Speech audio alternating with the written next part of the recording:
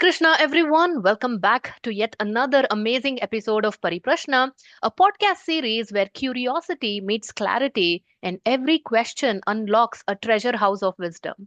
So, in this episode, we are about to dive into chapter number 15, which is titled Purushottama Yoga, the Yoga of the Supreme Person. So, if you remember, when we were discussing chapter number 10, there was a section called Chatushloki Bhagavad Gita, where the entire Gita was packed, the essence of Gita was packed into just four verses. So, similarly, this particular chapter, chapter 15, is a house of what is called the Trishloki Gita. And also, in just 20 concise verses, Krishna amazingly packs in. He talks about material world, he talks about spiritual world, marginal energy, and how he himself is the source and maintainer of all these three energies. So it's going to be super exciting. I hope you are as curious as I am to get into this chapter 15. So let us continue to inquire from His Grace Kamala Lochan Prabhu. So Hare Krishna Prabhu, please accept my humble obeisances. All glories to Srila Hare Prabhupada. Hare Krishna. So Prabhu, usually I start the chapter by asking something related to the title, but I think in this chapter I will wait until the end because Purushottama, Krishna himself says Uttama Purusha in 17th shloka. So maybe we will talk about who is Purushottama later. So, Prabhu, in the big picture of Bhagavad Gita, seeing how the chapters are flowing from one to another, what is the connection between chapter 15 and the previous chapter or the chapters preceding it? Yes, there is always a connection because it's a conversation. Hmm. So, in a conversation, it is not some segments, it is a flow. Because Krishna and Arjuna, they are conversing. So, there must be some connection between the previous chapters because it's a conversation. Hmm. Now, the living entity has been described about as being spiritual and it is eternal in the second chapter of the Bhagavad Gita. And in the eighth chapter also it is spoken that its living entity is Brahman, Kim Tad Brahma. The living entity is Brahma. Swabhavo Adhyatma Uchate. The nature of the living entity is spiritual. Like we have this body which is made up of matter, but the soul is made up of spirit. It is consciousness. Hmm. Mm. And it is filled with bliss. It is Satchit Ananda Vigraha. Now the problem is that Bhungte Prakritirjer Gunan Karanam Gunasangasya, because of association with modes of nature, there is suffering that has also been described. And the suffering is beginningless in this karma, suffering by karma. So, because of the suffering, the living entity, he is trying to get out of suffering. The more he tries to get out of suffering, he's still suffering. Now, how to get out of it? Hmm. There is a description in the 14th chapter of the Bhagavad Gita where Krishna says that Mam cha yo avibicharena bhakti yogana sevate sagunan samatityetan dhamabhuyaya kalpate. But now in the 15th chapter, Krishna elaborates on this subject, how to get out of this world, how to go to the spiritual world from this material world. So for that, first he describes what is this material world and compares this material world to a banyan tree. Hmm. That's how this chapter starts. Okay. Prabhu, that's an excellent connection for my next question. So you said Krishna is about to describe the material world as an inverted banyan tree. But before we get into the inverted banyan tree, so Krishna in 10th chapter said he is the best of everything. He also is the best teacher. So throughout Bhagavad Gita, he explains to Arjuna and through Arjuna to all of us these deep, philosophical, complicated subject matters through simple analogies. Whether it is the Kurmonga Niva, the tortoise, how it withdraws the shells, it could be the lamp in a windless atmosphere, how it is not shaking, or it could be to the ocean, the rivers are flowing but the ocean does not do vyatikrama of its maryada, so we should also not act on our desires. So there are so many yavan artha udapane, like this we can go on and on. So Krishna uses many analogies, which is a very effective way to teach philosophy.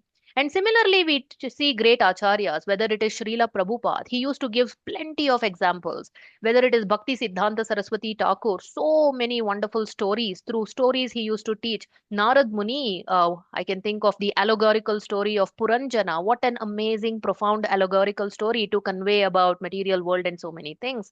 And in fact, even in the recent feedback that we received, many of them repeatedly they were really appreciating the kind of life examples that you give to teach and how nicely they are understanding. So uh, our audience for Pariprashna, not only many are students of Bhagavad Gita, including me, we are also trying to be teachers of Bhagavad Gita.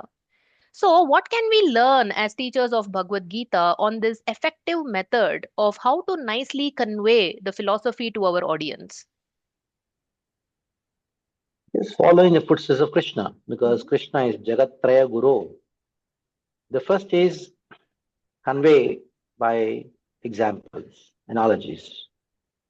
So that is why everywhere, wherever some point is being described, Krishna gives an analogy, especially in the ninth chapter, where Krishna says, Matstani sarvutani nacham teshavastitaha, nachamatstani bhutani. So he speaks a very contradictory statement. Mhm.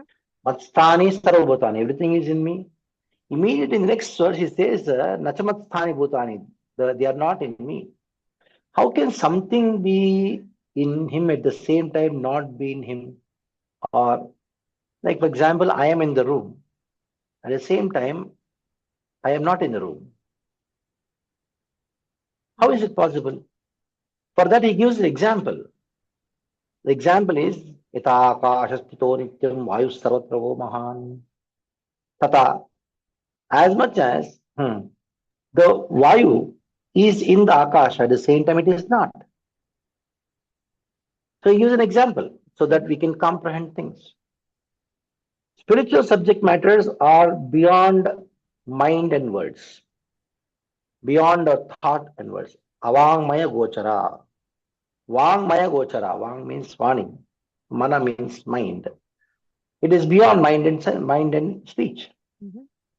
The description of the spiritual subject matters, description of God, is been described in Upanishads as Yato vacho nivartante aprapya manasa saha. When you describe, the words come empty handed. When you think, the thoughts come empty handed. That means you cannot comprehend. So, how can you explain something which you cannot explain? Mhm. How can you make a person comprehend which is with a subject matter which is not comprehensible? Mhm. The only way is to give an example which is in your experience. Akasha is your experience, tree is in your experience, boat is in your experience, ocean is in your experience, river is in your experience. Like Krishna says in the Bhagavad Gita, that apuriyamana machalapradishtam samudram apaha parvishyanti yadvat. Even though the rivers are entering the ocean doesn't overflow. Mhm. The same way, even though the rivers of desires are flowing into a person who is Krishna conscious, but still the mind doesn't overflow and doesn't become overwhelmed. Is Mhm. stira buddhya sammodo. So examples are the best way to convey. And if the examples are very much relatable to the person, that is how you should give the example. Like Srila Prabhupada in his examples, he always gave some cars or Mhm. some motors. In the Vedas, in the Upanishads, in the Puranas, you have examples of a chariot because these days people have not seen a chariot. So to drive a particular point, example, udaharana, Mhm. is given, comparison is given. So that is the best way to convey. Of course, that is not everything, Mhm. because for you to convey, you need to actually love the person whom you are conveying. Mhm. You see, the mother teaches the child, in spite of the child asking so many questions. The child understands not because the mother has spoken something logical, Mhm. because the mother has spoken something which is with love for the child, that somehow the child should understand with that great intent. Mm. And that is why Krishna, he explaining the same point again and again, great intent of love for Arjuna. So this is the primary thing. Okay. This is your love for the student. Mm. That makes your subject very relishable for the student Mm. and also understandable for the student. Mm. Because when you love, the consciousness tries to mm, uh, dwell on any kind of examples, any kind of means to convey the message. Mm. And also, Narada, he also talks about how is bhakti, what is Krishna, if somebody asks. Mukha swagatvat. Mukha means a dumb person. You put a rasgulla in the mouth of a dumb person and ask him to describe. What will he do? He cannot speak, Mm. but still he cannot but describe. Mm. He goes on doing something. So that person, even though he has not spoken a single word or he's making some sound which has no value or no meaning to it, but still the other person understands something relishable, something wonderful. So that's what is Krishna trying to do to Arjuna, and in the same way, that's what a teacher is supposed to do to the student. Mm. Very deep, Prabhu. We say I like to preach, but now you're saying not just you should like to preach, but you should like the person to whom you're preaching. Yes. Wow. Okay. So Prabhu will get into the first few verses. So in first five verses, Krishna is very beautifully. This is quite an involved analogy. I don't think until now in Bhagavad Gita he's given such a involved analogy. It continues for a few verses. So we'll get into that. Shri Bhagavanuvacha ऊर्ध्वमूलम् अधःशाखम् अश्वत्थम् प्राहुरव्ययम् छन्दांसि यस्य पर्णानि यस्तं वेद स वेदवित्. So, Prabhu, Krishna is conveying so much. Let's just take the first two lines. Urdhva moolam adashakam. So, moolam, the roots are upward, and shakam, branches are downward. Ashwattham prahur avyayam. And this is an imperishable banyan tree. So, in general, in our experience, what we see is whether it's banyan tree or any other tree, the roots are downward and the branches are upward. What I can think of is the only place where we see ulta, the roots are upward and the branches are downward is in a reflection. Maybe if I'm on a bank of a river or something like that. So why is Krishna comparing material world to an inverted banyan tree? Because the material world is a perverted reflection of the spiritual world. Say, for example, you take a mango tree, Hmm. for example. Now, what is mango tree in this? If you compare the mango tree to the spiritual world, Mhm. then the mango tree, for example, it is on the bank of a lake. Then in the reflection, you will find the mango tree, but the roots upwards and branches downwards. The topmost fruit in the spiritual world or in the mango tree, Mhm. original mango tree, you can find it in the top bottommost. That means to say that material world is exactly opposite to the spiritual world. Mhm. If spiritual world is Sat Chit Ananda, material world is Asat Achit Nirananda. Mhm. Something which is the highest in the spiritual world is the lowest in the material world. To give an idea that there are two worlds. One is the original one, other one is a reflection. It is not just a reflection, but it is a perverted reflection. Mhm. So, whatever is in the spiritual world, you try to find it in the material world, but you don't get it. You try to find it. Happiness. Like you have mangoes in the reflection too, but they are reflected mangoes, not the real mangoes. Right. So, for that analogy, the analogy is given to give an idea that the spiritual world and the material world are two exactly contradictory, opposite things. Okay. So now holding on to that point of reflection. Now reflection is illusory. And let's say for that same mango tree, that example that you gave, the tree might be fixed, but sometimes the reflection seems to be like shaky depending on the wind flowing or something like that.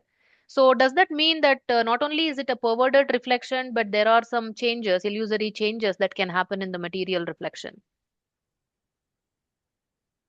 Definitely. When the original tree, there is a wind blowing, then ultimately it is reflected there. Mm-hmm. So since the reflection, we consider the lake to be a still lake. Mm-hmm. Now, the reflection is illusory in what sense? That has to be understood. It is a reflection of a real thing, so it is a real reflection. At the same time, it is a reflection. Okay. So we cannot say that this world is illusion. The world, the experiences, what we have in this world is illusion. Mm-hmm. The world is not illusion because it is coming from the Supreme Lord. It is created by the Supreme Lord who is real. Nothing unreal can come from a real object. Mm-hmm. Only real things can come. So the Siddhanta is that this world is real, but it is not the right place for us to stay because the experiences here are illusory. There is no happiness, but still you try to find happiness. You think you're happy, but it is not real happiness. Mm-hmm. So that is why it is real. At the same time, our experiences in this world is unreal or it is illusory. Okay. Prabhu, another aspect of reflection is that it's not there all the time. Sometimes it's there, sometimes it's not there. Like nighttime, if I go, there may not be a reflection. So, is this why I think in the previous episode, maybe you said the material world is eternal, but sometimes it is manifested and sometimes it is unmanifested. Perfect. Okay, okay. So, Prabhu, the tree's reflection is on the surface of the water. And here in the purport, Prabhupada is writing this reflection of the spiritual world is situated on desire, just as the tree's reflection is situated on water. So, what is the significance Hmm. here? Go ahead. Why at all this material world came to existence? Because of the living entity's desire to become God, desire to become Krishna. What is Mhm. that? I am the enjoyer, I'm the controller. The real enjoyer is Krishna, the real controller is Krishna. But when I have a desire, then Krishna creates this material world, the reflection, Mhm. so that you can try to enjoy and try to lord over. So you find, go anywhere in the world, in any species, even humans or anybody, Mhm. two things are very common. I want to be controller. I want things to happen according to the way I think or what I say it should happen. Number two, I should enjoy. I am the enjoyer. So these two concepts are there in everybody's consciousness. So Krishna creates this world where we can try to fulfill these two desires, that is controlling and enjoying. Mhm. But we can only try to do so because we are not. When we get tired of trying to control, trying to enjoy, then we take shelter of Krishna. Oh Lord, I am not the controller, I am not the enjoyer. You are the controller, you are the enjoyer. And once the desire to control and enjoy is gone, then though there is no more tree for you. Mm. So, for me, the tree is not there. For okay, so okay. Hmm. Beautiful, beautiful. Okay. So, Prabhu, moving forward, the third line and fourth line, Krishna says, Chandamsi yasya parnani yastam vedasa vedavit. The leaves are the Vedic hymns, and one who knows this tree is the knower of the Vedas. So, how do we understand, Prabhu? Simply by understanding this tree, we can know the entire Vedas. The Chandams yasya parnani yastam vedasa vedavit. So the leaves are actually the Vedic hymns. And most part of the Vedas, they talk of karma kanda. Mm-hmm. So one who knows, it means knowing that the purpose of the tree is to get rid of the tree. The purpose of Veda is to get out of this world. That person knows. Yastam Vedasa Vedavit. Just by knowing the chandas or the mantras doesn't make you a person who knows the tree. Because the purpose of the Veda is to know Krishna. The purpose of the Veda is to get out of this material world. So one who knows the purpose of the Veda, what does he do? Huh? He cuts down the tree or cuts the samsara, Mm-hmm. and only then he can be called as the knower of the Veda. Yastam Vedasa Vedavit. Mm-hmm. One who knows the Veda means one who knows the purpose of the Veda. Purpose of the Veda is to get out. So Okay. there is a distinction between knowing the purpose of the Veda Mm-hmm. and knowing the Veda. Mm-hmm. So when somebody knows the Veda but doesn't know the purpose of the Veda, he'll be entangled in this tree. Mm. The purpose of the Veda is what? To cut down this tree of a material existence. So, Prabhu, is this what you explained in the previous episode about philosophical speculation? It's not contemplating just for the sake of contemplating. We should know the Vedanta. What is the conclusion? Yes. Okay, okay. So, Prabhu, before knowing how to cut the tree, in the second chapter, Krishna elaborates on this inverted banyan tree. So, let's focus a little bit on that. अधश्चोर्ध्वं प्रसृतास्तस्य शाखा गुणप्रवृद्धा विषयप्रवालाः अधश्च मूलान्यनुसन्ततानि कर्मानुबन्धीनि मनुष्यलोके. The branches of this tree extend downward and upward, nourished by the three modes of material nature. The twigs are the objects of the senses. This tree also has roots going down, and these are bound to the fruitive actions of human society. So what are the branches Prabhu Krishna is telling? Not only it's going downward, it's going upward also. So it's going, seems to be going in all directions. Yes. Adhaschordva prasutastasya shaka. That means that these branches of the tree, it goes up and down. What does it mean? The living entities, they go to higher planet systems, sometimes lower planet Oh. systems.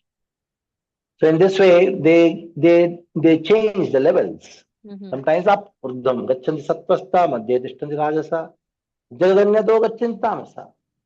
So this is how the branches go upwards and downwards. Okay, okay. So this refers to the different planetary systems and the species also. Yeah, because Brahma is at the top of the tree. Mm-hmm. Brahmaloka is the top. That is the roots, where the root is the Brahmaloka.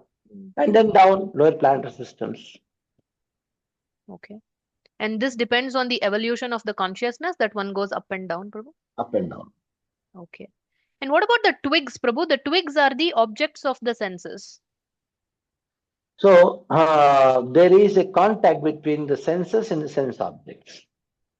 So because of the pravala, that is the bud, the shoots, and then there is a vishaya, pravala, vishaya. There is senses and sense object. There is there is a contact Mm-hmm. between these two. So that contact leads to what? More desires. So that is where the offshoots come from. Adascha urdhvan prasutas tasya shaka gunaprabuddha vishaya pravala.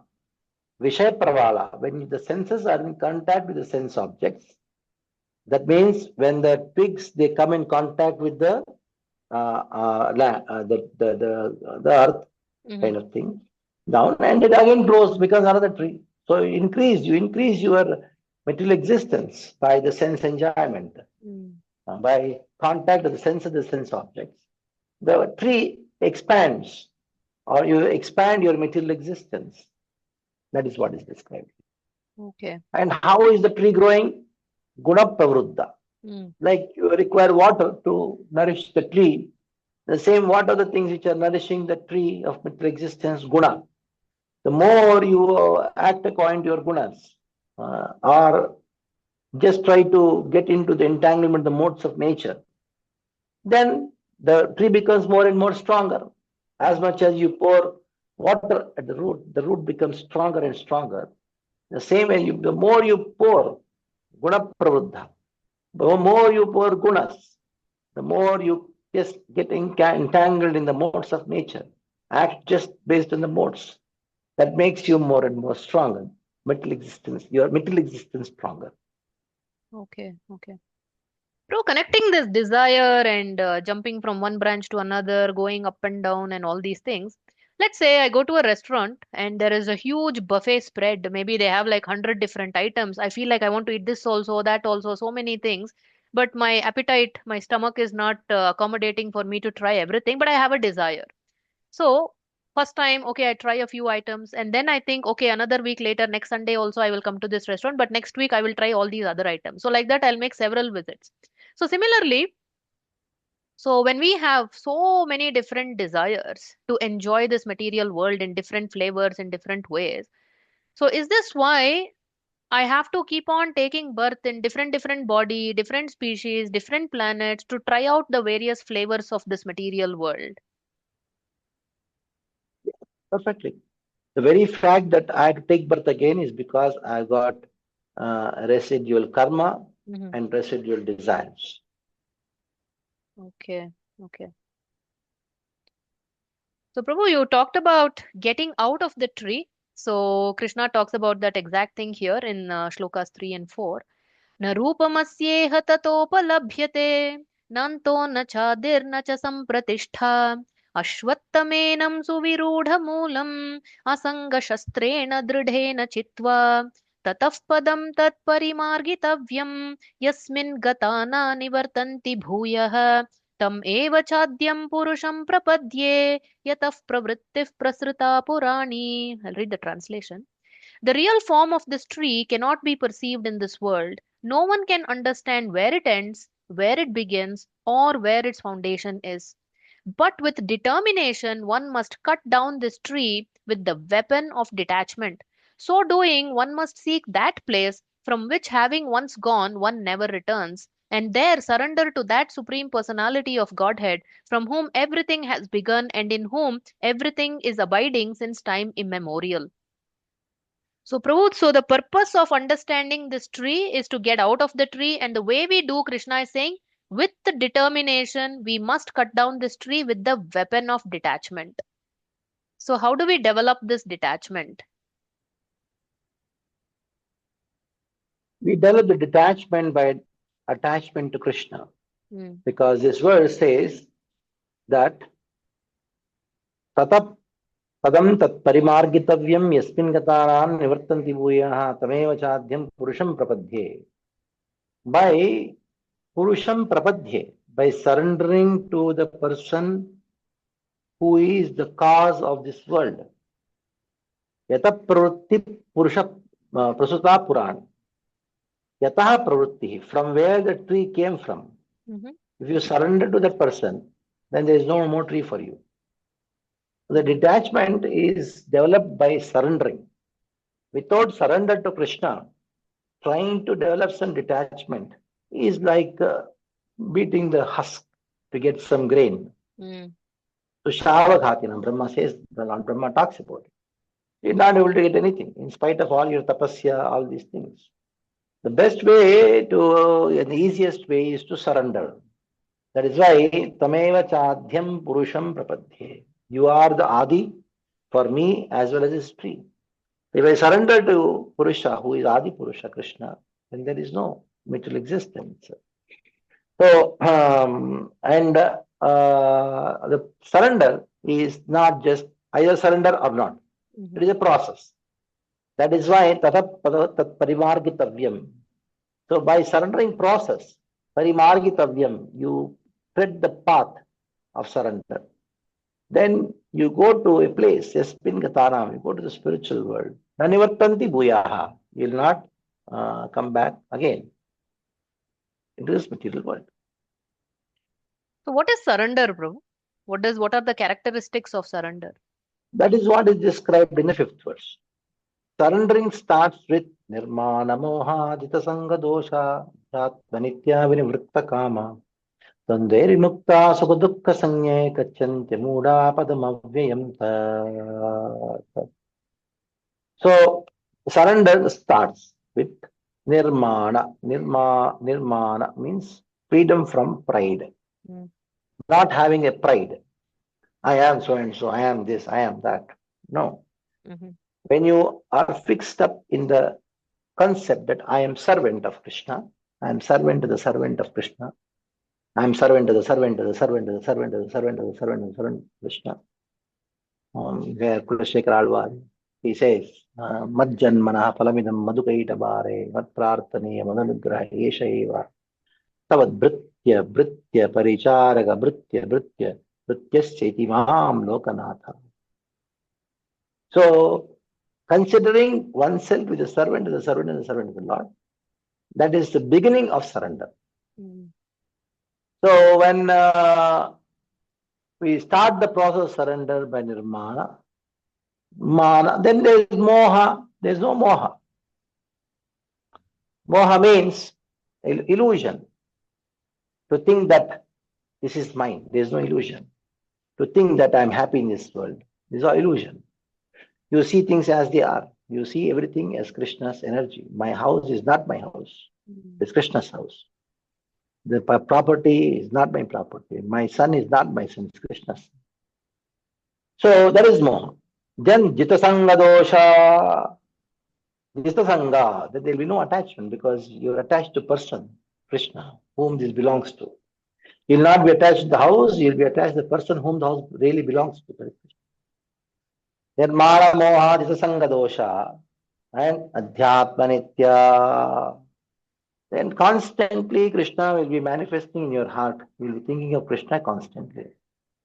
Like when you are a small boy, when he's crossing the road, he is constantly thinking of his father who is there along with him. Mm-hmm. So Krishna is there as Paramatma in your heart, but you don't remember him. But you remember now. That is called Adhyatma Nitya. And that is the time there is Vinuvritta Kama. There is no question of any Kama, material desires. Mm. And that is the time you will not be disturbed by happiness and miseries of this world. Dvandve Vimukta. Sukha Dukkha Sanyaya. Gacchantya Muda Padam Avyam. Then you could go back to the spiritual world, Padam Avyam, the spiritual world, Padam Avyam. Yasmin Gatanam, Tatat Padau Tat Parimarginam, Tat Tatat Padam Tat Parimargidavyam. The same thing is described in the fifth verse. That means Yasmin Gatanam Nivartanti Bhuyaha, the same place you go. How? Gacchantya Mudha. One goes to that place, Amudha, without any doubt. Padam Avyayam Tat. He attains that Padam, that position of the spiritual world. Okay. Prabhu, before we move on, I just have a few more follow-up questions on this related to pride. What is the place of appreciation in a spiritual community for the person who is giving appreciation? Now we may think, oh, I don't want to appreciate that Mataji or Prabhuji because I don't want to flatter their false ego.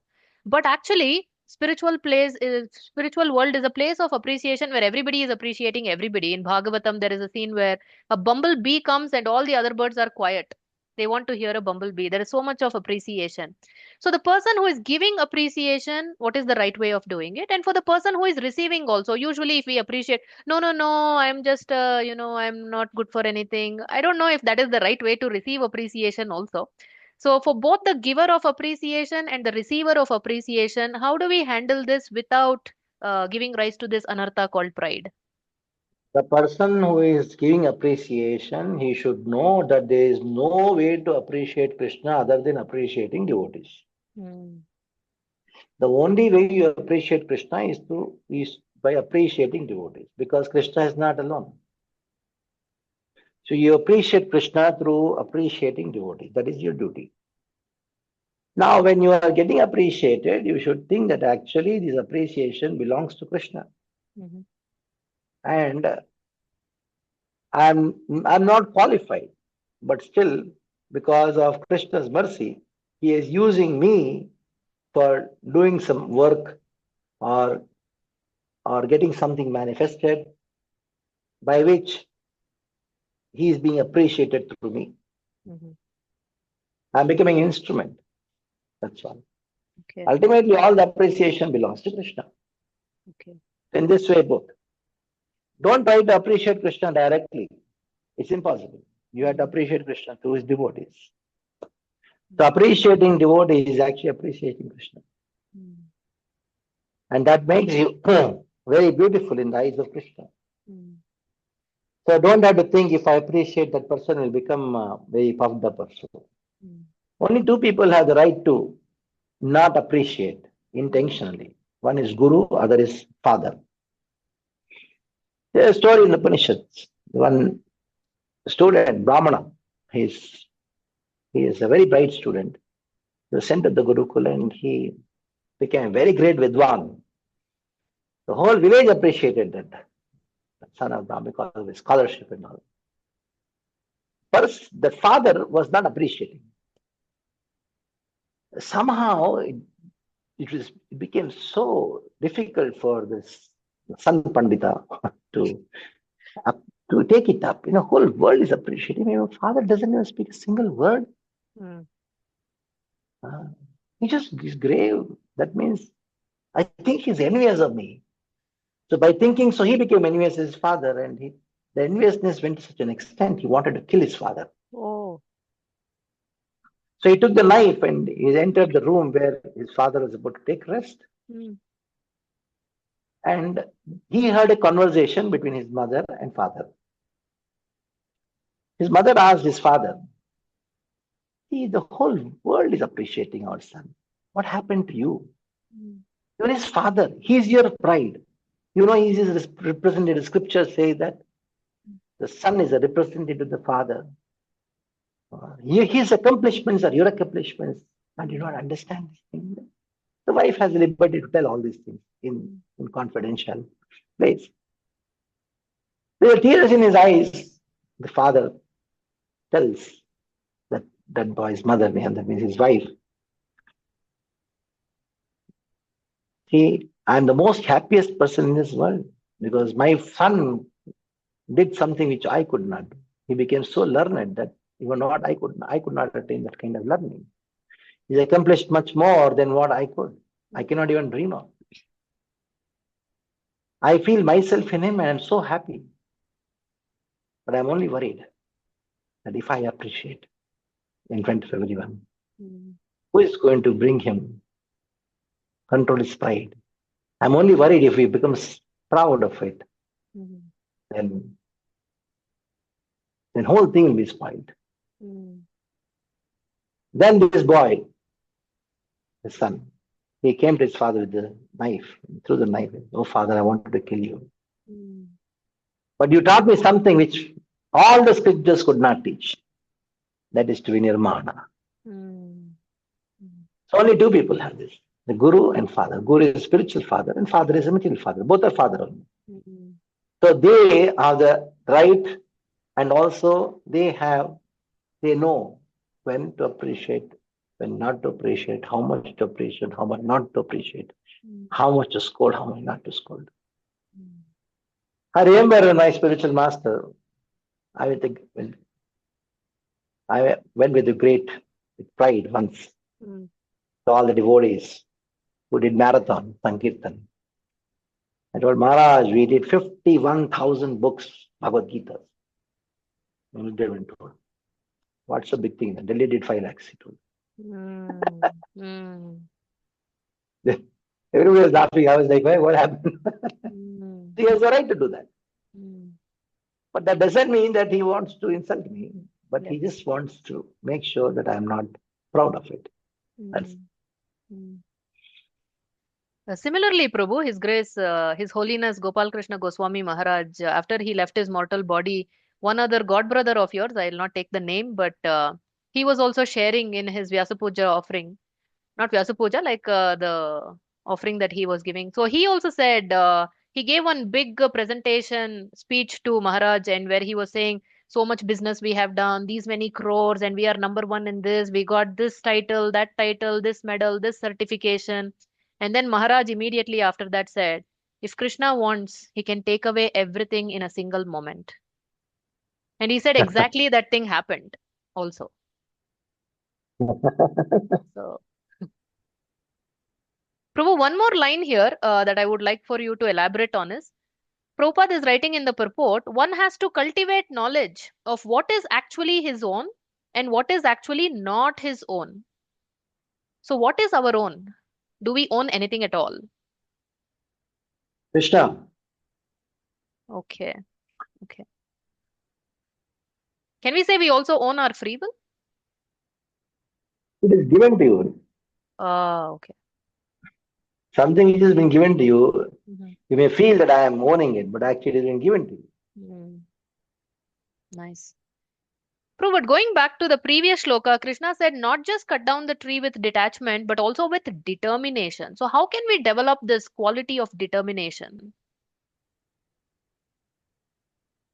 Determination, when you are attached, you'll determine automatically. Without attachment, the determination will be lost. Like a baby is sick or a boy is sick, son is sick. the mother is very determined to get the boy back to health, proper health. She is willing to go to any doctor, any and do. She should never give up hope. Why? Because she is very attached to the child. In the same way, when you are attached to Krishna, when you want to attain Krishna Prema, when you're attached to progress in devotion, you'll be determined. If your attachment is for spirituality is not strong, then there's no determination. Mm-hmm. The determination, even it is there, it dwindles over a period of time, or something happens, or some unfortunate thing happens, then you give it up. Mm. Okay. So, Prabhu, after we surrender to Krishna, we've cut down this tree of material world. Krishna said in the fourth shloka, go to, yeah, I'll just read here. So doing, one must seek that place from which once gone, one never returns. And now in the sixth verse, Krishna gives a glimpse about the spiritual world, where we go but never return. न तद्भासयते सूर्यो न शशंको न पावकः यद्गत्वा न निवर्तन्ते तद्धाम परमं मम. That abode of mine is not illumined by the sun or moon, nor by electricity. One who reaches it never returns to this material world. So, Prabhu, if you can paint a picture about this glorious place, the spiritual world. So it is very pictorial.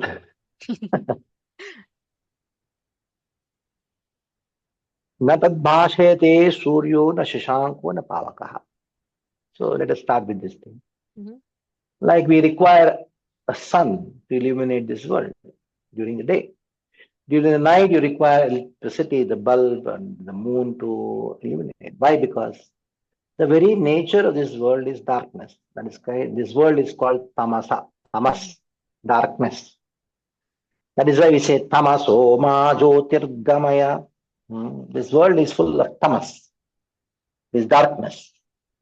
But the spiritual world is spiritual. It is full of light. It doesn't depend on an external object for its illumination. Now, does that mean there is no sun in the spiritual world? It is there. Natad bhasheto bhashete surya. It doesn't means there is no requirement for a sun to illuminate the world. But that doesn't mean there is no sun. Okay. The very fact that the sun is there in this world shows that there is sun in the spiritual world too. But the difference is the sun rises at the time it becomes morning. That is the time you can do some activities. So you are governed or influenced. You are subservient to the nature, the movement of the sun. But in the spiritual world, whenever Krishna wants, sun rises. If Krishna wants afternoon now, afternoon comes. If Krishna wants night, the sun unmanifests. So we are governed by the modes of material nature, of Prakriti, laws of nature, laws of time. Time and space is governing us in this world. I am sitting in Goa and I just cannot go to Mumbai in the next 5 minutes. But in spiritual world, it's not. So, if Krishna wants that he's in Govardhan now, tomorrow, in the next second he can be in Melbourne. In the next second he can be in Mahavan. So the time and space is binding us, where in the spiritual world, time and space is serving. So this is the fundamental difference between the spiritual world and the material world. There, the world, everything is serving Krishna's path. Here, it is binding us. Of course, the whole of the 10th canto of Bhagavatam is nothing but the description of the spiritual world, what happens there. Yatra kshirabdhi stravati surabhischastas mahan Nimeshardhakyo na vrajati. Not even one nimesha it goes. Nahi yatrapi samayaha. There is no effect of time, samaya there. And Tathaganam Natyam Gavanapi. Tathaganam. In spiritual world, every word is a song and every step is a dance. Just imagine if the words, if the katha, word itself is a song, then you just sing what it is. If every step is a dance, if they dance, then what it is. So it is indescribable. Prabhu, Krishna says here, one who reaches it never returns to this material world. But is this really so? Because we still have the free will, isn't it? Somebody goes, maybe again they can misuse their free will and again fall down, maybe. Maybe, but it is not recorded. So something which is not recorded in the scripture, don't talk about it. Okay. But once you go, why you should come back? Once you go there, why you should come back? You don't feel like coming back. Okay. Prabhu, is there any idea after going back, will we remember what has happened here in the millions of lifetimes that we have taken in the material world, or do we completely forget it? It is good that we forget it. It is not that we cannot remember. By the wish of Krishna, we can remember many things. But generally, Krishna doesn't make a condition so deliberate soul remember after he goes back to Godhead. He will not remember. Okay. Does he remember? No. You cannot say no. If he wants, he can, because liberated soul has that potency. By the will of Krishna, he doesn't remember. Okay. Okay. I love this line what Prabhupada is writing in the purport. One should be captivated by this information. What a beautiful line. So when we hear about Krishna's Param Dhama, ultimate abode, he's telling we should be captivated. So now let's say we read the shloka, you explained it so beautifully. Now our audience also very much captivated by this information. They are thinking, I want to know more about Krishna's spiritual abode. You did say 10th canto Srimad Bhagavatam. Where else, what else can we refer to know more about Krishna's abode? All the pastimes of Krishna are enacted in both spiritual and the material world.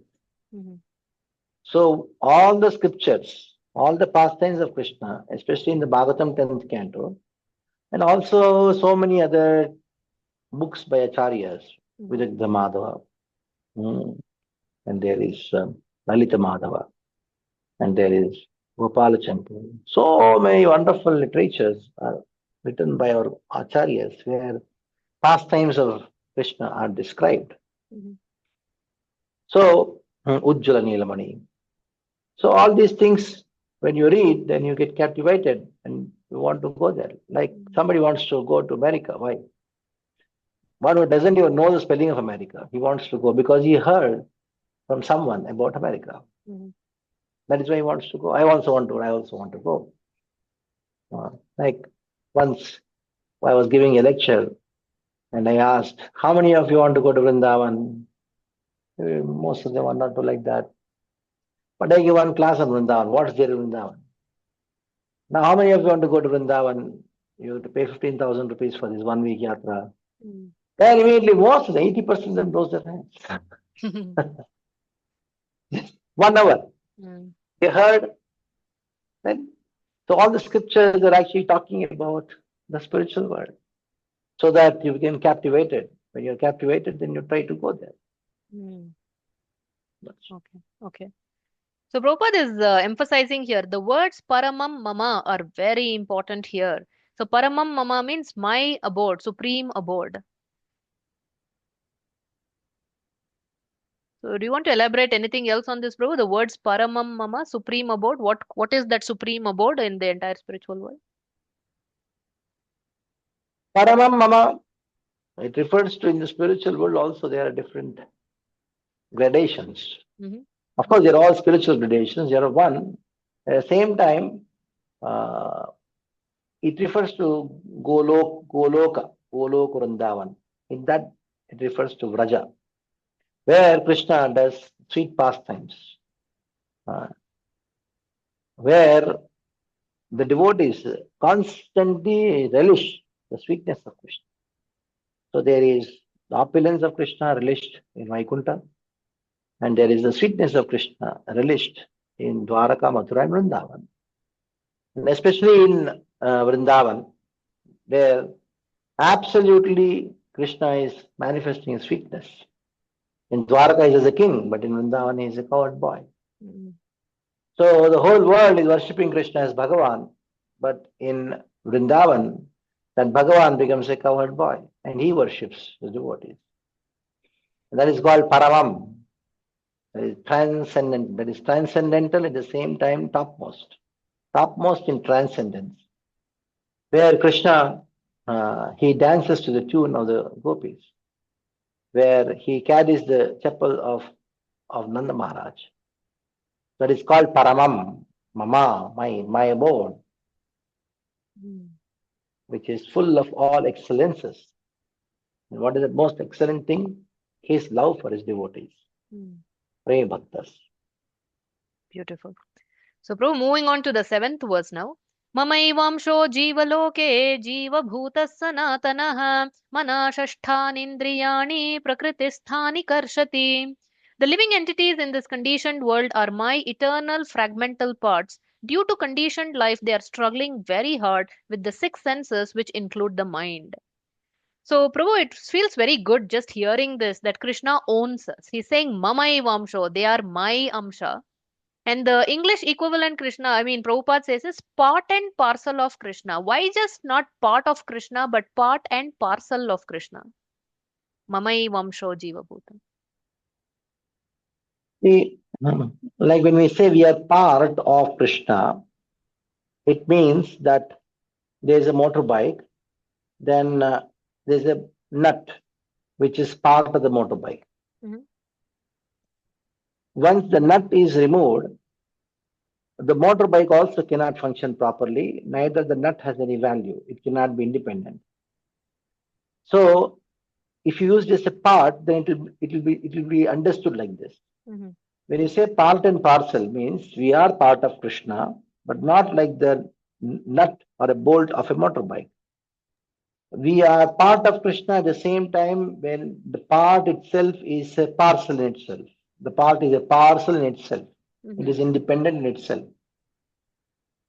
Though we are a separated part of Krishna, still Krishna is independent. Whereas the motorbike doesn't function without the nut, and the nut without the motorbike has no independence. It Mhm. cannot function. Whereas here, Krishna can function as a complete whole, as a part, we're a parcel, we can also function independent of Krishna. Not in the sense of independent of Krishna, it is we are still conscious. Mhm. We are a unit in itself. That is the reason the word part and parcel has been used. Mm. So, regardless of whether we are liberated souls in the spiritual world or conditioned souls in the material world, this is eternal identity. We are always part and parcel of Krishna. Yes. Okay, okay, okay.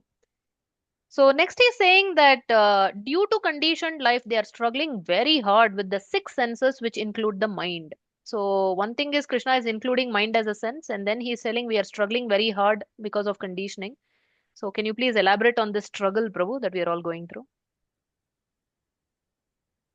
So the word used here is prakritistha. Prakritisthani karshati. So there are products of ahankara which arise from the transformation of prakriti. So what happens is prakritistha. The transformation of prakriti gives rise to ahankara. And because of the ahankara, because of the false pride, then what happens? Uh, we suffer like anything. The suffering is because of ahankara. When we are situated in the wrong place and trying to experience something which we are supposed to experience, like you are in Himalaya Mhm. trying to find out fire. No, it is Hima. So this world is Dukkhalaya, and you are trying to find out Sukha. Where will you get Sukha? No, you'll not get it anywhere in this world. You go anywhere in this world, you'll not get it. So that's called Karshati. Mm. Karshati means that you work hard and get something that is not karshati. Mhm. You work hard and then still you don't get. Mhm. Shramatasya shramafalam hi. The shrama, if it is giving some result, fine. If Mhm. the result of shrama, result of hard work is only hard work, the result of hard work is misery, then that is called pratisthani karshati. Mhm. And he doesn't realize that. He goes on, goes on, goes on, goes on, continuing his hard work to attain some sukha which is not there. Okay. So why mind always so much we blame the mind, but isn't the false ego the real culprit? Because of false ego only mind is acting the way it is acting. Definitely. That is why I spoke about ahankara, the Mm. false ego. Mm. If your ego is a servant of Krishna, then the mind follows it. Mhm. Okay. And also in this purport, Prabhu, Prabhupada is elaborating on the independence of the jiva. By misuse of that independence, one becomes a conditioned soul, and proper use of independence, he is always liberated. So if we have a child, and we know that the child is very likely to misuse if we give too much money to the child, he may just go and buy some 1,000 rupees of chocolates without knowing what is good. So we will curb the independence of that child. So we also, like that innocent, naive child, foolish child, we also are many a time misusing our independence. So why in the first place Krishna should give us this independence? Because without independence, there is no love. For example, the child is very naughty, and what you do, running here and there, you tie the hands and legs of the child and then tie it to a pole. You may think that I've stopped the child's independence by doing so, but what about the mind? Mm-hmm. Mind runs, cries, howls. So the living entity independence is given. It is very natural because we are parcel of Krishna. Krishna is completely independent because we are part and parcel of Krishna. We also have the independence in a minute quantity. Mm-hmm. It is not that we are totally independent. What is that independence we have to choose between two things? Surrender to Krishna or surrender to matter. Mm. That's all. That is the only independence we have. Once you surrender to, so use that independence and surrender to Krishna and become happy. Or misuse the independence and not surrender to Krishna, surrender to the material world and be happy. Be and suffer. Mm. That is the only independence we have. Apart from that, what independence we have? Okay. Okay. So can Krishna, being supremely independent, ever transgress our minute independence? Can he manipulate our independence or take away our independence? Yes. What does he do? He'll not take away the independence in the sense that which is in the essential nature of the soul, that is surrender or not to surrender. Mm. But ultimate controller is Krishna. So he punishes the living entity according to the sins he has done. In that way, he Oh. has absolute control. Mm-hmm. Taking independence means that, like you may say, I am an independent citizen. What does it mean? I follow the rules of the constitution to be an independent citizen. I'm an independent citizen doesn't mean that I break the constitution, still I can be independent. Mm. No. So you have a choice. If you choose to follow the constitution, then you can be independent. If you don't choose to follow the constitution, you understand that you are dependent. Mm. So even in our independence, we have to see that the independence has been awarded Mm. Mm. So you made by a the laws of the constitution. Yeah, sorry, Prabhu, go ahead. Yeah, let's conclude. By the laws of the constitution, the independence is given, awarded because you agree, adhere to follow the constitution of the country. Mm-hmm. Okay. So, all the jivas in this material world, we have all broken the law and we all have misused our minute independence. But even within that, each jiva, depending on the baggage of sinful karma that we carry, our independence varies. Like somebody who is more sinful has less independence, somebody who is less sinful has more independence. Yeah, that is karma. According to one's karma, one's independence varies because if somebody is in more sinful, then his is influenced by the mode of ignorance more. His independence is less. Like that. Okay. Okay. Okay. Beautiful. So Prabhu, here there's one more thing that I would like for your insight on. So Prabhupada is saying here, Vishnu Tattva is the personal expansion and the living entities are separated expansion. So there are two types of expansions. Both are Mamai Vamsho. One is personal expansion and the other is separated expansion. If you can throw some light on this. There are two kinds of amshas of Krishna: Mm. Swamsha and Vibhinnamsha. Swamsha are those who are the incarnations of the Lord, like Rama, Narasimha, Vamana. They are all Swamshas of Krishna. They are Krishna himself, but still they are Swamshas because they are manifesting from his own body. Whereas Vibhinnamshas, that we are manifesting from the potency of Krishna. Mm-hmm. Which potency? Tatastha Shakti of Krishna. That is why we call it Vibhinnamsha. Whereas Lord Rama is the Swamsha of Krishna. Mm-hmm. There is no difference between Krishna and Lord Rama, Narasimha. Mm-hmm. There is only difference in the rasa, not in the tattva. Whereas Krishna is Paratattva and we are Shakti Tattva. Within the Shakti, we are Tatastha Shakti, the marginal potency. Okay. Okay. So Prabhu, when Krishna says Mamai Vamsha, you are my fragmental part. Even ordinary parents, as much as they love their children, maybe if the boy is a rapist or a murderer or something, they may say, I disown my son, you are not my son. And they may say the girl, rebelled against them and married someone against their wish or something. You're not even my daughter, get lost or something. So the parents may disown their children. Is there at any point, is there anything we can do as Jiva that Krishna will disown us? You are not mine. Even though the parents have disowned the children, that doesn't make the children them as not the parent of the child. Mm-hmm. It is only their frustration. It is a frustration. And Krishna is not frustrated. Mm-hmm. Krishna is compassionate. Mm-hmm. So we are all amshas of Krishna. Krishna is our Mata, Data, Pitamaha. Krishna never ever disowns anyone. Rather, he gives opportunity after opportunity for the conditioned soul, his own part and parcel, to come back to him. That is why he creates repetition. There is a repetition in creation. Mm-hmm. The whole purpose of creation is to give another opportunity for us to. So he's there frustrated. Mm-hmm. He's there frustrated. Mm-hmm. He is compassionate. Mm-hmm.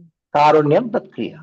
The Mm-hmm. creation of this world is for what? Is expression of his mercy, so that we come back to him. Mm-hmm. That is the purpose. So the greatest sin anybody can commit can never be greater than Krishna's mercy. So his mercy, compassion is always there.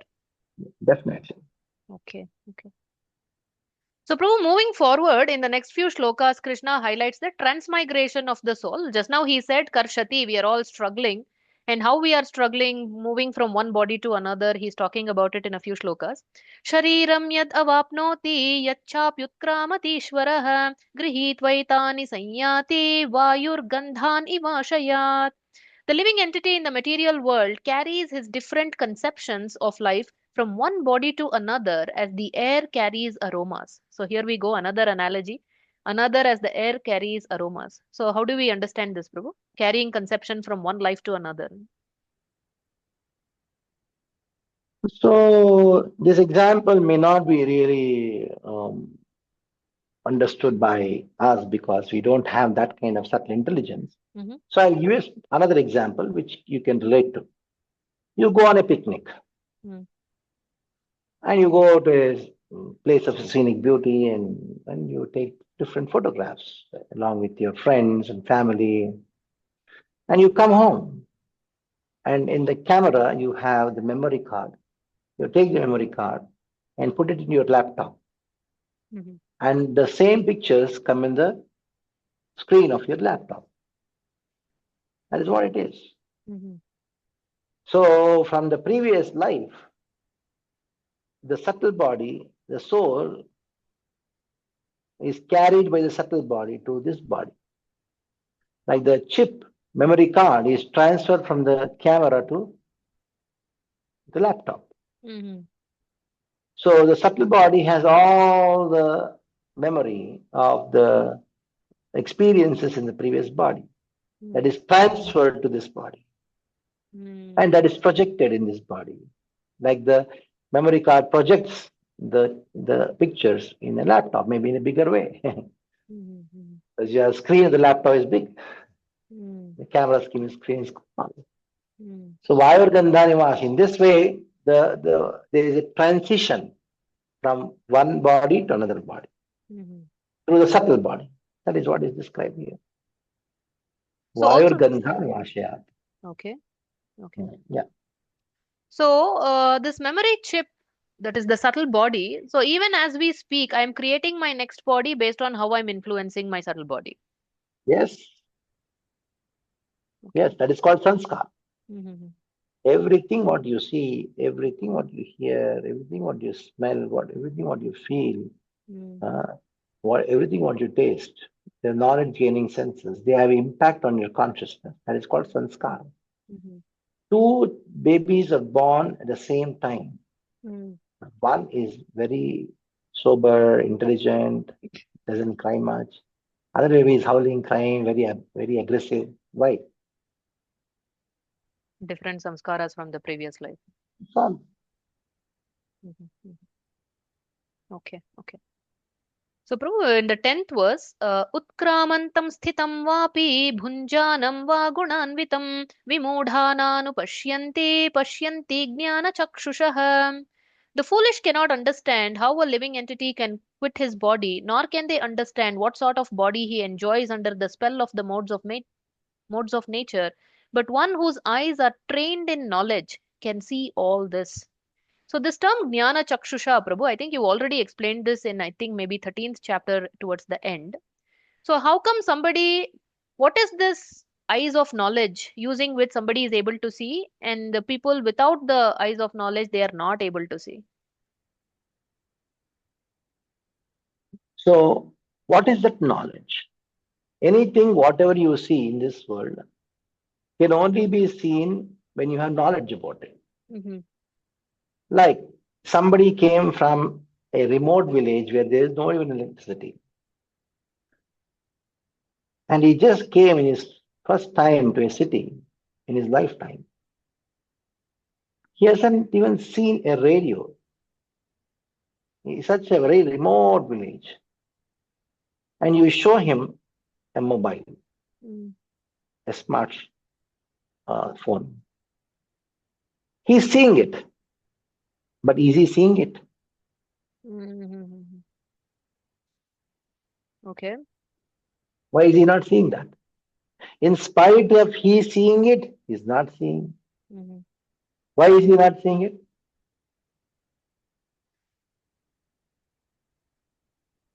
He doesn't have the knowledge about the smartphone, how to That's all. use it, what is, yeah. Vimudha nanupashyanti. He's mudha. Mm-hmm. That is my another question. He's not able to see. In spite of seeing, he's not seeing. In the same way, when somebody leaves the body, he thinks he's dead, Mm-hmm. but he's not able to see that the soul has left the body. But still he says, you have left me, you have left me, you have left me, you are gone. Gone, you are gone. Still, he says he died. Has he gone? Has he died? Mm-hmm. These two are contradictory words. You ask, where is your husband? He has gone to the shop. He has gone. He has gone out. Mm-hmm. The same person asked after 2 days, he says, "Hey, where is your husband?" She says, he has gone. He has gone. Mm-hmm. So earlier he went out, gone somewhere else to some shop or some place. Now he has gone. He's gone somewhere. Mm-hmm. She's crying now. He's trying to explain. No, no, no, he has gone now. No, he has gone. Only thing is not, he has gone not to come back. That's only true. But he is still there somewhere. Mm-hmm. So, but still she cries because Nanu Pashyanti, she's not able to see that soul within the body which has gone. Mhm. So there is a difference. Okay. Knowledge you see by the eyes of knowledge. Pashyanti Jnana Chakshusha. When you have the Chakshu, Jnana Chakshu, then you can see. Otherwise you cannot see. Mm. So, Prabhu, if we really nicely develop this Jnana Chakshu by constant Shravanam, studying the Shastra and everything, so wherever see we see whatever experience we are going through, everywhere we will start seeing Bhagavad Gita, isn't it, Prabhu? Everywhere you will see things through the eyes of the Bhagavad Gita, through the knowledge Right. of Bhagavad Gita. Correct. So everywhere you see Bhagavad Gita means you are seeing. Like for example, if I'm Mm-hmm. wearing red specs, I'm seeing everything is red. Mm-hmm. So depending on the eyes you have, the same with the world is. Right. So if you are wearing the specs of Bhagavad Gita, the eyes of knowledge, then you can see everything as it is. Mm. Bhagavad Gita as it is, you can see the world also as it is. Mm. But if you don't see the world through the eyes of Bhagavad Gita, what you are seeing is actually not reality. Mm. That is why Krishna says in the Bhagavad Gita that you see, Pashyanti, Yava Sanyayate Kinchit Kshetra Kshetram Kshetra Kshetra Sanyogat, Purusha Prakritim Samyogat. It is a combination of Purusha and Prakriti. Mm. नान्य गुणेभ्यः कर्तारं यथा दृष्टान पश्यति गुणेभ्यः परम वेत्ति मद्धाम सदिगच्छति. Mm-hmm. So Bhagavad Gita teaches us two things. To see the world is nothing but the interaction, the modes of nature. Mm-hmm. And you, who is beyond the modes, has nothing to do with this. So you have to see the soul at the same time see the world, both. Mm-hmm. And understand that the soul has nothing to do with this world. Mm. Anything is happening in the world, the soul has nothing to do with that. Mm. You say, oh, this makes me very happy, but the soul is not happy because of that. No, I'm it's making me very miserable. The soul is not miserable because of the misery is what you experience. Mm. The soul has nothing to do with this world. So you have to see through the eyes of the knowledge of Bhagavad Gita. Mm-hmm. Mm-hmm. So, bro, until now there was a very logical flow. Krishna explained about the material world, the inverted banyan tree. He talked about the spiritual world just in one shloka, but still he touched upon it. And now he talked about the living entity and how we are struggling here. Why does he now suddenly switch gears and talk about how he is the maintainer of this material world and he is also the maintainer of our material body from shlokas 12, 13, 14, where he says, the splendor of the sun, which dissipates the darkness of this whole world, comes from me, and the splendor of the moon and the splendor of fire are also from me. And in the very next shloka, he also goes on to say, I enter into each planet, and by my energy they stay in orbit. I become the moon and thereby supply the juice of life to all vegetables. Why the shift in thought that Krishna is sharing? Krishna, he wants to establish that if you are going to come to me, to the spiritual world, who am I? Mm-hmm. Now, Atma Tattva Jnana is given. Mama Evam Shaha. You are my Amsha. But who am I? That subject is left. Mm. So he has to describe that who am I? So he says, I am understood by looking at this world, looking at my vibhutis. Mm-hmm. Because you cannot see me, the only way to see Krishna is to see him through the world. Because this world is energy of Krishna. Mm-hmm. So that is why Krishna talks about the different certain features of this world, which is very powerful, very attractive, Right. and says these are all nothing but my opulences. Mm. What we have discussed in the 10th chapter, Vibhuti, again Krishna discussed the Vibhuti here. Mm-hmm. Okay. And how merciful Krishna is, although we have rebelled and we are here struggling, wanting to lord it over, wanting to enjoy, and we are having this material body, but still He's not given up on us and He is maintaining even this material body when He says, Aham Vaishwanaro Bhutva Praninam Deham Ashritah Pranapana Samayuktah Pachamyannam Chaturvidham. I am the fire of digestion in every living body, and I am the air of life outgoing and incoming by which I digest the four kinds of food stuff. So we just eat, but I don't know how the chapati I eat in the morning is nourishing my body, how it is getting digested, how it is transforming into the fingernail. But Krishna is telling He is the digesting fire. So if you can elaborate on this wonderful aspect of Krishna. Somebody may say that Krishna is for spiritual and for material. Krishna has nothing to do with that. Hmm. With me. So for those who are spiritual, go to Krishna. I am material, I have nothing to do with Krishna. So Krishna wants to say, even your material life is dependent on me. Mm. And in the material life, the most important thing is the food. Yes, very much. And the most important thing in food is not in eating it, but in digesting. Digestive. Yeah. Then somebody says, I want to eat. Okay, you can eat only when you when you digested yesterday's. Yes.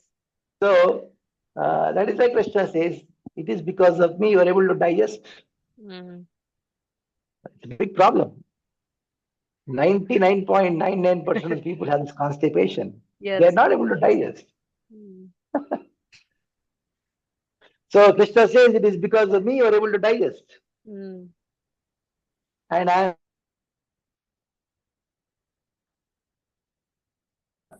pranapana samayuktah pachamyannam chaturvidam. Chaturvidam. There are four kinds of foods, Mm-hmm. which are two, bhaksham. Number two is pancham is sip. You go on sipping. That is bhojyam. Mm-hmm. And something which is nihdha, lehyam, Mm-hmm. and chusyam. That is one which is sucked. Mm. So with these four kinds of food, pachami, I digest it. Mm. You may say, oh, I am doing everything. What to speak of, forget about other things. You cannot even digest without Krishna. So this is spoken to those people who say that Krishna is spiritual, you are spiritual, go. Mm. I am material, so I have nothing with Krishna. No, even for material life, you have to accept Krishna's supremacy. Mm. Actually, Krishna consciousness begins with the understanding that it is because of Krishna that you are able to do your material activities also. Mm. I'm able to speak because of Krishna. I'm able to lift my hand because of Krishna. And that makes you Krishna conscious. Yeah. How wonderful. So next amazing shloka Prabhu for 15.15. Sarvasya chaham hृदि सन्निविष्टो मत्तस्मृतिर्ज्ञानमपोहनं च वेदैश्च सर्वैरहमेव वेद्यो वेदान्तकृत् वेदविद् एव चाहम्. I am seated in everyone's heart, and from me come remembrance, knowledge, and forgetfulness. By all the Vedas am I to be known. Indeed, I am the compiler of Vedanta, and I am the knower of the Vedas. So, if you can please go dive into deep into this book. Now, Krishna in this verse talks about that he is the cause of one's spiritual life too. Mm-hmm. In the previous three verses, 12, 13, 14, he spoke about that I am the cause of everybody's material life. Now I am the cause of those who want to progress in spiritual life. If somebody wants to progress in spiritual life, you cannot progress without surrendering to me, without thinking of me, without accepting me. Mm-hmm. Because I am in everybody's heart. Sarvasya Vishnu. Matta, from me comes smriti, remembrance, jnana, knowledge, and forgetfulness. So you require all the three for progress in spiritual life. You have to remember Krishna, you have the knowledge of Krishna, and you have to forget all the material afflictions what you have. Mm-hmm. And that is given by Krishna. Somebody may say, no, I know the Veda. You know the Veda, but you don't know me. That is the problem. Mm-hmm. Ah, I am the only person to be known through the Veda. You cannot say that I know the Veda, so you'll be successful in spiritual life. No. Mm-hmm. If you know the Veda, if you don't think of me, then gone. Mm-hmm. Vedes sarver aham vedi. Vedanta krid. It is I who made the Vedanta. Mm-hmm. And I am the conclusion of the Vedas. I am the Vedanta krid. Veda videva chaham. Why? Veda videva chaham. From the entire Veda, I am to be known. Mm-hmm. So, those who are on the path of spirituality also, it is me who is going to make their life successful. Mm-hmm. Those on the path of material life, it is me who is going to make their life successful. For both material and spiritual, it is me. Mm-hmm. Fantastic. So, Prabhu, in this context, Prabhupada is writing one line here, but before I read that line, so I have some go-to phrases that keeps me going in spiritual life. So I have some phrases, words, some shlokas like that. So one of them is in one of your Telugu lecture, for example, you were describing 2.11 on Ashocyan Anvashocastvam. In Telugu, you used one word that is pattinchukovaddu. Don't care. What that which is not worthy to be thought about, don't think. That word though I keep on thinking like many times even in a day. Pattinchukovaddu. Similarly, this line that Prabhupada is writing is one of my favorites. Thus, God is all good, God is all merciful. So, especially when things may not go the way I want it to go, or maybe there are some distressful situations, I always remind myself, God is all good and God is all merciful. At that moment, I may not be able to see the mercy of Krishna in that event, but still, God is all merciful. So, if you can please say a few sentences on this line, Prabhu. God is all good, God is all merciful. See, God is all good and God is all merciful. That is why He is God. Hmm. If He is not merciful, how can He be God? If He is not good, how can He be God? But the problem is that I am not good, I am not merciful. Hmm. We always want God to be good. What about me? Yeah. You always want God to be merciful, but you don't. Why? What about you? So this is the problem with the conditioned souls.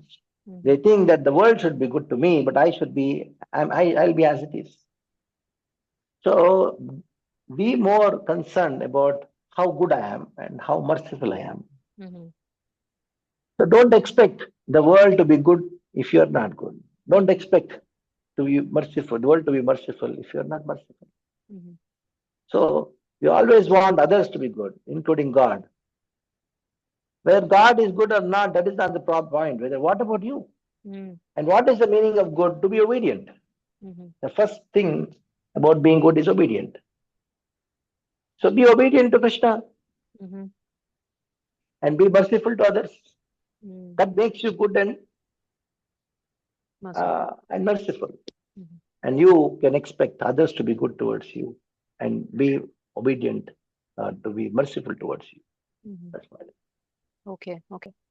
So, Prabhu, now entering into the next three shlokas, which is the Trishloki Bhagavad Gita. Dvav imau purushau loke ksharashchakshara eva cha kshara sarvani bhutani kutasthokshara uchyate. There are two classes of beings, the fallible and the infallible. In the material world, every entity is fallible, and in the spiritual world, every entity is called infallible. So, if you can tell us about this fallible and infallible beings, Prabhu. That is called Dvaita Siddhanta. Mm-hmm. Three verses are known as Vedanta Sara, where Krishna talks about the distinction between the living entity and the super soul, Supreme Lord, and distinction between the living entity and the living entity. It's Okay. Taratamya. So there are some living entities who are Dvayo Purusho Loke Kshara Akshara Evacha. Kshara are those who are conditioned, like us in the material world, and those who are in the spiritual world, or those who come along with Krishna as his Parshadas from the spiritual world, who are known as Akshara. Mm, Akshara and Akshara. mm, Dvayamo Purusho Loke Kshara Akshara Evacha Kshara Sarvani Bhutani Kutasthakshara Uchate. So these Kshara Jivas, they live in this material world, and those who are Akshara Jivas, they live in the spiritual world. Uh, so, Dvayamo Purusho Loke Kshara Akshara Evacha Purusho Loke. What is the meaning of the word Loka?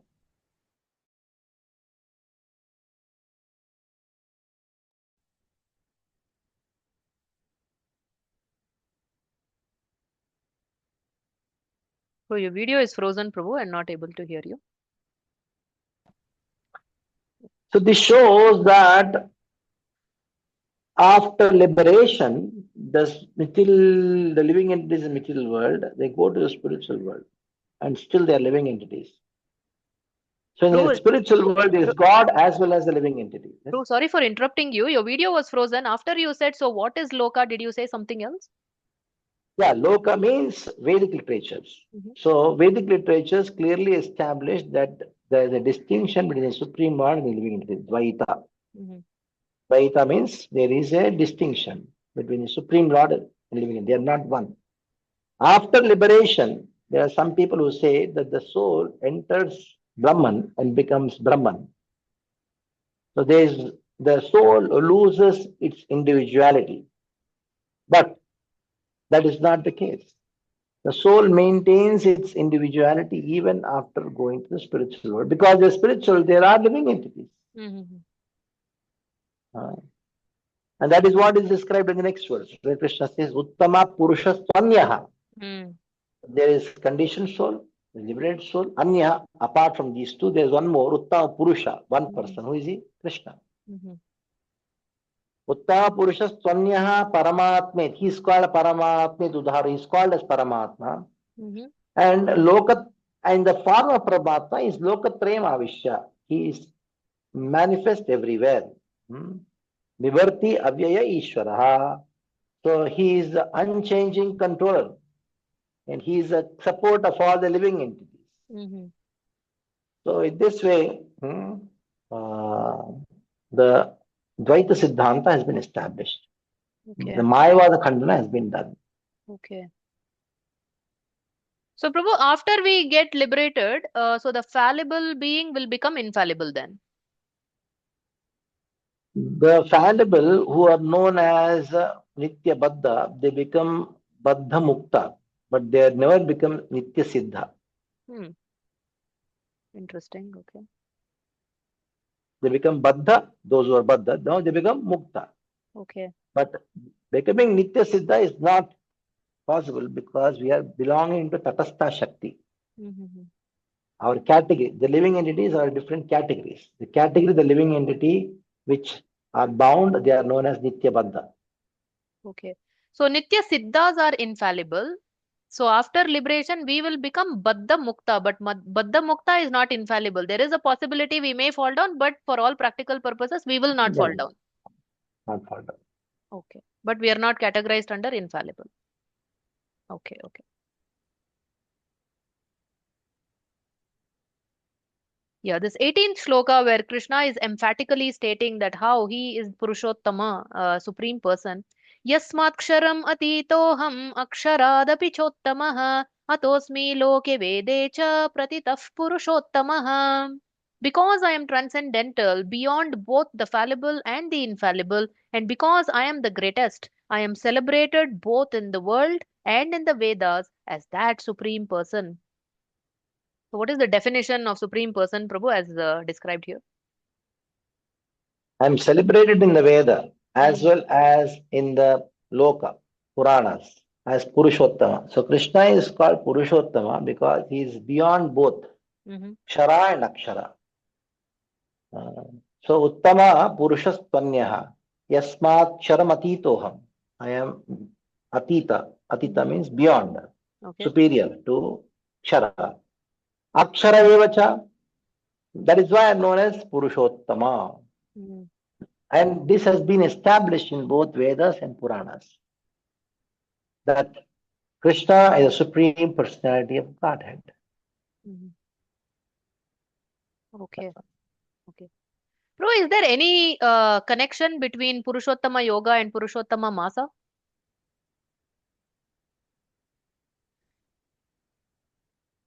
Yeah, people say you have to read the 15th chapter of Bhagavad Gita, Yeah, but that's I why I never asked read any actually. Purana.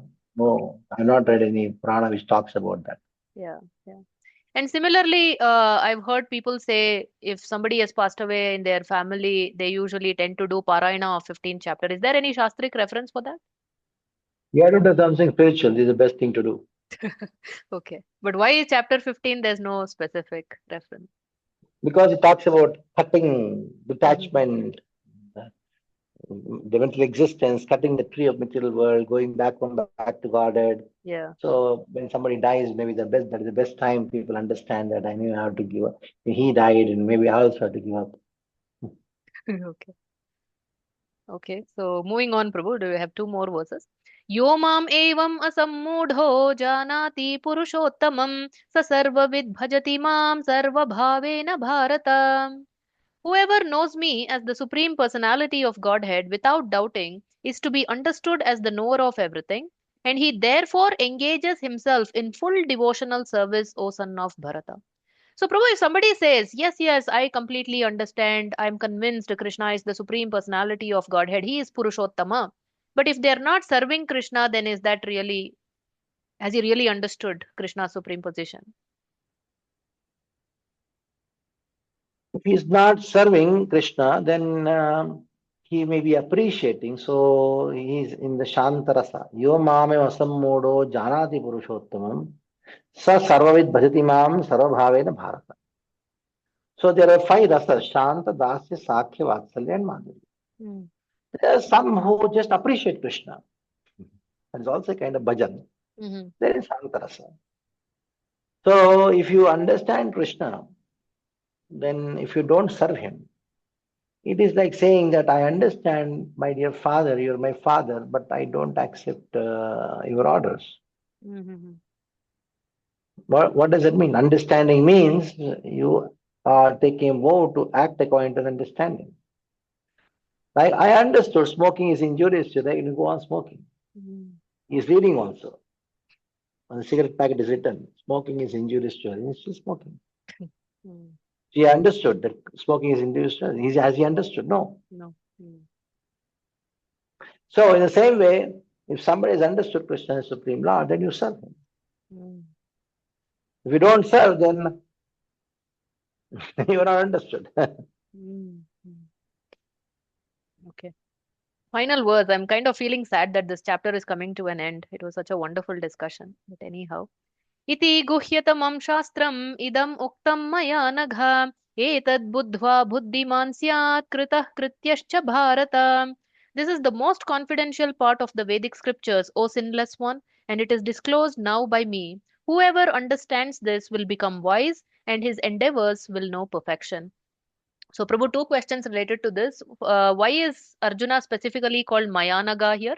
And the second is, what qualifies this whole knowledge that Krishna has shared as the most confidential part of the Vedic scriptures? So the most confidential part, iti guhyatam shastram, iti, whatever I described to you, that is the three verses, briefly, that is guhyatamam shastram. And what is the meaning of the word guhyatama? Guhyatama is that thing which is going to reveal Krishna's sweetness to the devotee. So the personal relationship between Krishna and devotee, that is called Guhyatama, the knowledge of relationships. So iti Guhyatamam Shastram. Idamuktam Maya Nagha. O Nagha, you are sinless. That is why I have spoken to you. Uh, uh, but you should know, you should not reveal this thing to those who are not qualified. Hmm. Anagha. So this is only understood by those who are qualified, those who are sinless. What is that sinless person? Who accepts Krishna's Supreme Personality of Godhead. One who doesn't accept Krishna's Supreme Personality of God is a sinful person. So Maya Naga, and such a person, Edad Buddhva Buddhiman Syat. So such a person, Buddhva, after understanding, become Buddhiman Syat. He becomes a perfect knower of all the scriptures. It's all pertain to the three verses, Mhm. which is known as Vedanta Sara. Mm. Will achieve what? Kritakratyascha Bharata. He achieve personal realization of you in the five rasas, Shanta, Dasa, Sakya, Vatsalya, Madhurya. So this is the Kritakratyascha Bharata. His life becomes perfect of direct realization, Krishna, relationship with Krishna. Okay, okay. Excellent, Prabhu. Very nice. So, Prabhu, the last segment, as always, we will wrap it up with the Brahmastra segment. So, Prabhu, this Brahmastra segment today, it's going to be called Divine Digits. So, very simple actually. For example, I'll give a digit, a number, like I'll say 4. Then you may have to say something related to spirituality or Krishna conscious, like Chatush Kumaras or Purusharthas related to 4. So, I'll just call out the numbers and you give something in connection to that number. Ready, Prabhu? We'll start with the very first number, number 1. Ekameva Dvityam Brahma. One Krishna. Perfect start. 12. Mahajanas. Dwadash Mahajanas. Ah, okay. There are also Dwadasha Adityas also, right? 12? 12 Aditya? Aditya. Okay. Aditya is also Okay. there. 7? Um, seven Saptarshis. Oh, nice. 5? Lord Shiva has got 5 heads. 5 heads, is it? Oh, Yeah, really? he's Panchanana. Oh, okay. So Brahma has 4 heads, Shiva has 5 heads. Hmm. Okay. 11? Rudras, 11 Rudras. Okay. 6? Goswami, 6 Goswamis. Nice. 10? Avatars, Dashavatars. Okay. 8? 8 Ashtasakis. Oh, beautiful. 9? 9 forms of bhakti. Okay. Okay. 3? 3 Gunas. 2? Radha Krishna. Oh, okay. We'll expand the 2, the last number, I'll say 108. 108 gopis. Nice. Now it is Upanishads. perfect ending. 108. Yes. Yeah. Yes. Okay. Fantastic, Prabhu. So thank you so much, Prabhu. I thoroughly relished the insightful discussion today. I hope the audience also do the same. So I'll just go ahead and conclude the segment. So Hare Krishna, dear devotees. I hope you relished chapter number 15, Purushottama Yoga's discussion. So in the next episode, we will be getting into Daivasura Sampada Yoga, chapter number 16. So today we saw how Krishna described that there are so many branches that's going upward and downward in this inverted banyan tree of the material world. So in the next chapter we will see, by developing divine qualities, how we can go upward in the branches even up to the point of liberation.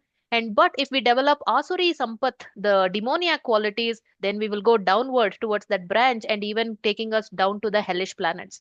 So more on that coming up in the next episode. Until then, stay inquisitive and stay Krishna conscious. Hare Krishna. Hare Krishna, Prabhu. Right.